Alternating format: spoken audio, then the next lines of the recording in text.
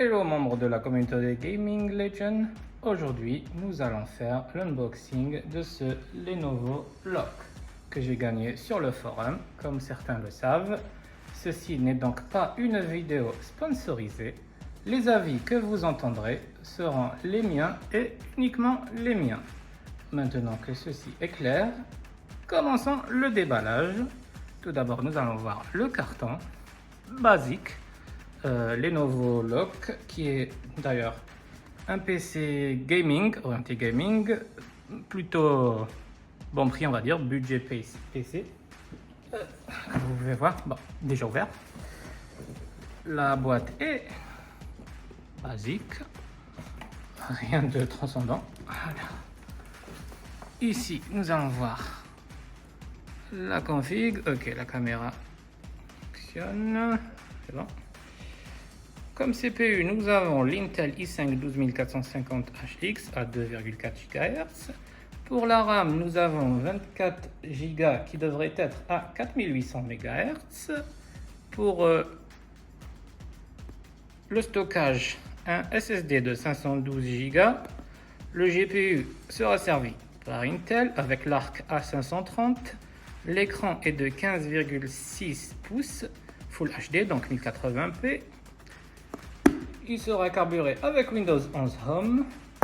Normalement, nous avons droit au Wi-Fi 6, le Bluetooth 5.1 et une puce Lenovo AI Engine Plus.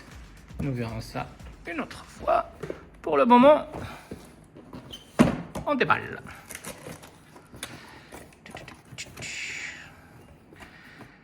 De la mousse. Le PC est bien protégé pendant le transport. Câble d'alimentation, bien sûr, sinon pas de jus. La brique de recharge. Oups. Et je fais des bêtises. Non, ce n'est pas préparé. Je ne fais pas mon Linux. Voilà, la brique, pas encore utilisée par contre. Hop. Et voici le plus intéressant. Et heureusement, ce n'est pas ça qui est tombé. Hop, le PC en lui-même. Il pèse pas trop lourd. Ça va, c'est un portable, pas un transportable. C'est cool. Hop, voilà. On écarte tout ça. On enlève la petite mousse. On écarte. Hop, tu dégages. Hop, voilà. Alors, on sort la bébête. Ici, là, comme ça, voilà. C'est du plastique, c'est normal puisque ça coûtera moins cher qu'un Legend. Nous avons ici la grille d'aération, sympa, j'aime bien le design. Le logo ici, sympa. Alors, nous allons découvrir maintenant les façades. À gauche, rien. En face, rien. À droite, nous avons de l'USB-C 3.2 Gen 2. Un switch pour le cache électronique pour la webcam. Ça permet de vous cacher de la webcam, donc. Le connecteur mixte écouteur micro. Et un port USB-A 3.2 Gen 1. Encore un à l'arrière, bien sûr. Encore un port USB-A 3.2 Gen 1. À côté, nous avons de l'HDMI 2.1. Un port Ethernet RJ45. Un port USB. Encore une fois, la même chose. USB-A 3.2 Gen 1. Et l'entrée d'alimentation pour brancher la brique d'alimentation. Et si on essaye de l'allumer, une sorte de notice pour différentes options et tout. Ça fait ça, de la pub. Motorola, Lenovo. Et ça s'allume pas parce que je ne l'ai jamais utilisé, donc il faudra que je le charge. Je reviendrai après.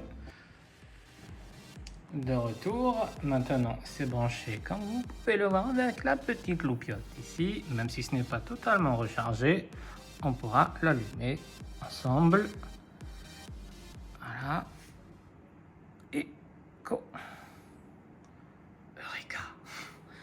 Rétro-éclairage blanc. Pratique pour voir dans le noir. Petit logo Lenovo.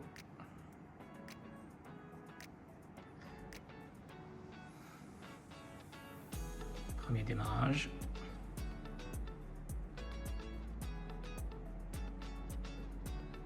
Veuillez patienter, on ne fait que ça.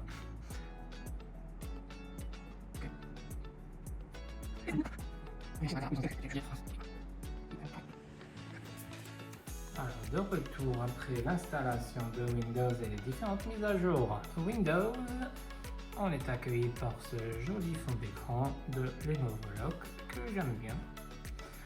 Niveau bloatware, mis à part les bloatware Microsoft, nous avons Lenovo Vantage dont nous aurons besoin pour avoir quelques infos, la garantie et les mises à jour. L'antivirus McAfee que vous désinstallerez probablement aussi vite. Et Legion Arena qui n'est autre qu'un launcher pour vos jeux. Grosso modo, niveau bloatware, Lenovo fait plutôt bien parmi les bons élèves. En ce qui concerne mon ressenti à propos de ce laptop, certes c'est du plastique, mais bon, pour le prix c'est plutôt qualitatif. L'écran est plutôt de bonne facture, le PC est plutôt réactif. Pour le prix, ça vaut la peine, mais on verra ça plus en détail lors de la review. Merci, à bientôt.